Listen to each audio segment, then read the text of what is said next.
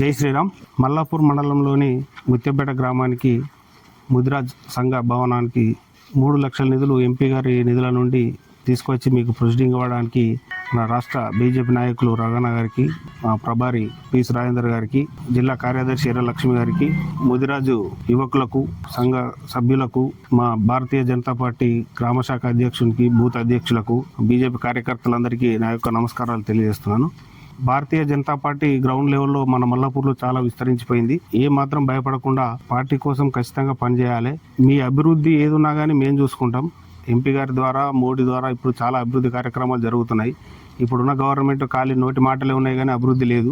రానున్న రోజుల్లో భారతీయ జనతా పార్టీ తరఫున ఏ వ్యక్తి నిలబడ్డా కానీ వాళ్ళకు ఓటేసి గెలిపించాలని చెప్పేసి కోరుకుంటూ మొన్న రీసెంట్గా కూడా నేను పాదయాత్ర చేయడం జరిగింది. మల్లాపూర్ నుండి షుగర్ ఫ్యాక్టరీ వరకు. ఫ్యాక్టరీ తెరిపిస్తే మన యువకులందరికీ ఉద్యోగాలు వస్తాయి, రైతులకు కూడా కొద్దిగా వెసులుబాటు ఉంటుంది.